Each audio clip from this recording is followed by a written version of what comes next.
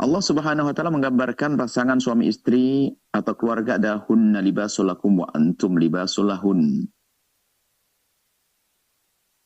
Seorang wanita bagi seorang suami adalah laksana baju dan seorang suami laksana baju. Mungkin selama ini kita mendengar yang dijelaskan para ulama sangat sederhana, harus saling ngayomi, saling perhatikan, saling ini. Akan tapi kita perlu juga melihat sisi kenapa kok kita menjadi tidak enak. Kalau sudah menjadi baju, saya memandang dari sisi lain. Bahwasanya saya mencoba memahami baju ini seperti apa.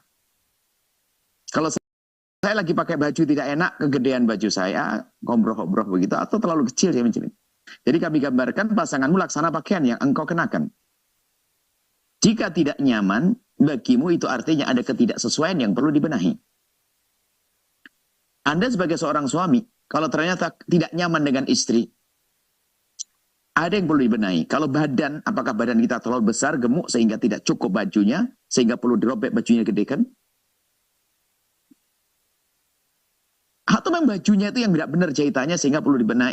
Atau badan kita mungkin kita kuruskan sedikit sehingga bisa baju pas, atau bajunya yang digedekan agar pas dan seterusnya. Maka di sini perlu koreksi diri. Bahwa jika dalam sebuah rumah tangga kok ternyata ada ketidaksesuaian, segera semuanya koreksi diri. Apakah yang nggak benar badanku sehingga bajuku menjadi tidak nyaman, tidak enak bagiku, atau yang tidak benar adalah bajuku yang harus aku benahi agar nyaman untukku. Tapi kok indah dalam berbenah itu jangan menunjuk ke sana dulu, kita koreksi diri kita dulu dong.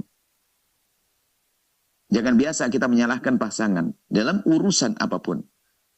Mungkin seorang suami punya pasangan yang sangat mudah pemarah dan sebagainya. Seorang istri mudah pemarah. Dikit-dikit marah, dikit-dikit marah. Padahal dulu pengantin baru sampai 1 tahun tidak pernah marah. Loh kenapa kok berubah jadi pemarah? Jangan serta-merta disalahkan sang istri yang suka marah. Akan tapi bisa jadi memang suami ini hidupnya bikin suka marah. Akhirnya yang tidak pemarah pun jadi suka marah. Atau sebaliknya. Seorang suami yang katanya lembut, bertahun-tahun tiba-tiba jadi pemarah. Bisa jadi yang menjadikan marah adalah istrinya. Atau memang ada sesuatu yang tidak beres pada sang istri. Kekotoran hati, kotoran jiwa, dan seterusnya. Nah, maka dari itu, mari kita pandai mengoreksi diri kita sendiri sebelum mengoreksi pasangan kita. Yang jelas, jangan biarkan. Ada sebagian orang yang sudah biarin, mau gimana lagi Bang Giti. Apalagi mengarah, aku Bang begini, mau apa? Nerima saya apa ada aku? Kalau mau, udah gitu dong. Anda tidak boleh mengatakan begitu. Kalau nerima saya begini, enggak, Anda berusaha dong. Jika pasanganmu tidak nyaman denganmu karena perilakumu, jangan menyerah dong, berubah dong perilaku yang lebih lembut.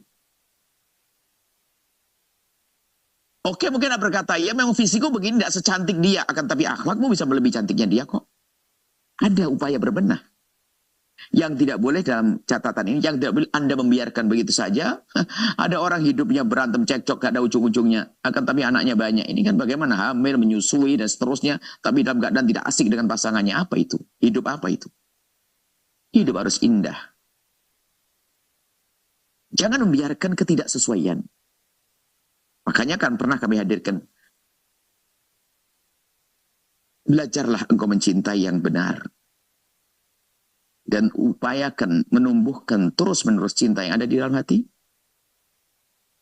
Cari sebab-sebab agar cintamu semakin tumbuh. Hilangkan hal-hal yang menjadi sebab cintamu berkurang. Sebab indahnya hidup di saat kita mencintai bukan dicintai loh ya. Anda jangan salah paham. Kalau seandainya suamimu sangat mencintaimu, kalau kamu tidak cinta, kamu akan jenuh, muak melihat suami. Atau sebaliknya. Akan tapi di saat kita mencintai pasangan kita, alangkah indahnya. Maka tugas kita adalah bagaimana kita menumbuh suburkan cinta di hati kita. Maka dengan cinta kita mudah mengabdi, mudah berbakti, mudah kita berkorban dan seterusnya. Satu. Yang kedua adalah belajarlah engkau memahami cara pasangan mencintaimu. Jangan paksakan dia untuk memahami cara engkau mencintainya. Maka di saat kita perlu memahami cara pasangan mencintai kita, maka ini seperti menyesuaikan antara baju dan badan. Ada seorang suami cara mencintainya adalah dengan cara yang karena dia mulai jenis suami yang kalau istilahnya romantisme. Suami yang memang gayanya gaya romantis. Kalau ketemu, cantikku, sayangku, oh hatiku, oh semestaku, oh ada begitu. Ada orang model begitu. Sehingga kalau ketemu suaminya, istrinya selalu begitu. Memang gayanya begitu. Memang gayanya orang. Tapi ada orang enggak, kalau pulang ke rumah tidak ngomong cantik, pakai istri yang cantik, wah kayak enggak, langsung ngomong, "Ma, gimana AC-nya lancar? Gimana? Dapur gimana? Gas, gimana?" Semua. Mungkin bagi seorang wanita yang pernah melihat temannya disanjung-sanjungnya masalahnya, ini gelisah. Kenapa saya punya suami datang ke rumah bukan nanyain saya, nanya kulkas, nanya gas, nanya AC, apaan tuh? Berarti ini istri belum mengerti cara mencintai pasangannya. Ini model orang, tipe orang berbeda-beda dalam mencintai. Yang satu memang gayanya romantis, ya, sering mengucapkan kalimat indah, berbujangga dan seterusnya ada. Tapi yang lain enggak, ini namanya romantisme. Yang satu adalah orang gayanya adalah gaya tanggung jawab. Cinta menjelma dalam bentuk kelembutan romantis, yang satu cinta menjelma dalam bentuk tanggung jawab. Sehingga maksudnya seorang suami itu pulang ke rumah tuh pengen istrinya nyaman. AC-nya kemarin macet, jangan sampai sekarang macet. Kemarin gas habis, jangan sekarang habis. Cuma pertanyaannya adalah untuk sang istri sebetulnya, cuman sang istri nggak paham. Suamiku nggak mesra kayak si dia. Tanya gas gimana? Ayo coba gasnya habis. Nggak bisa masak kan? AC-nya mati. Atau dan maksudnya ini perlu memahami. Inilah memahami, ini adalah maknanya adalah menyesuaikan pakaian. Dan segera diselesaikan, tidak boleh. Kalau ada percecokan dan sebagainya, ayo. Minja suami suka marah dan sebagainya. Kalau bang suami suka marah, enggak, ibaratnya ya, baju ini sudah tidak mungkin digedekan. Maka yuk kita segera berusahalah untuk bisa olahraga yang banyak biar ibaratnya baju ya. Anda dengan baju Anda. Nggak ada lagi baju kecuali ini. Maka Anda berusaha mengurusin. Ya kan begitu loh. Bukan berarti harus memaksa orang yang badannya gede kurus atau kurus jadi gemuk. Enggak, ini gambaran saja bagaimana baju.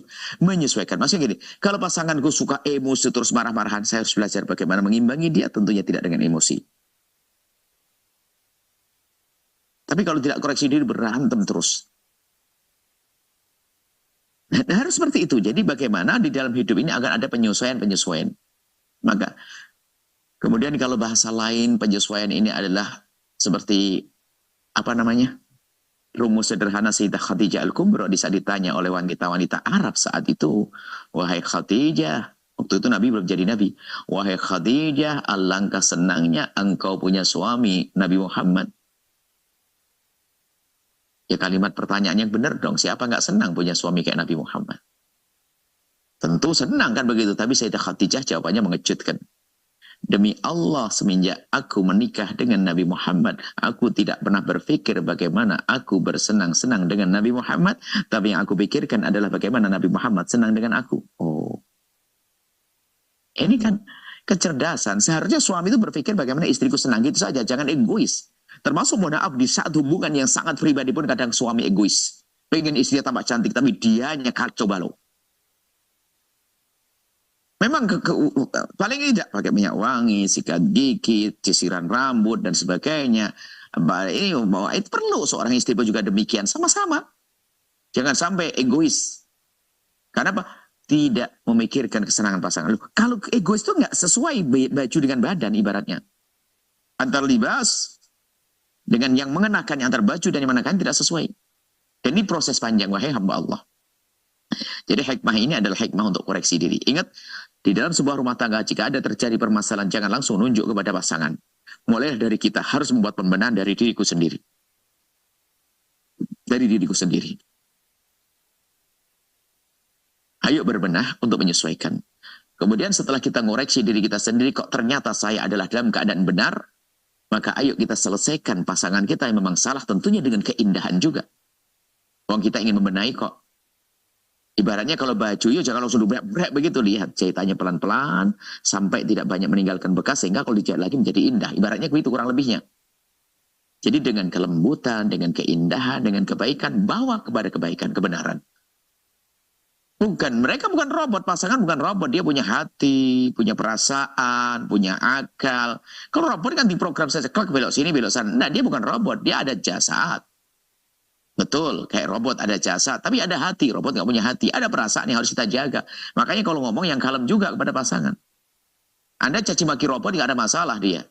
Tapi kalau pasangan, istri dia punya hati. Suami punya hati. Dan alangkah indahnya hidup kalau orang saling memperhatikan pasangannya. Sehingga berusaha untuk membuat penyesuaian-penyesuaian Penyesuaian bisa jadi memaafkan. Memaafkan termasuk penyesuaian. Kalau kita menemukan pasangan kurang begini, dimulai dari memaafkan sambil kita buat perubahan. Dan setelah itu akan ada keindahan.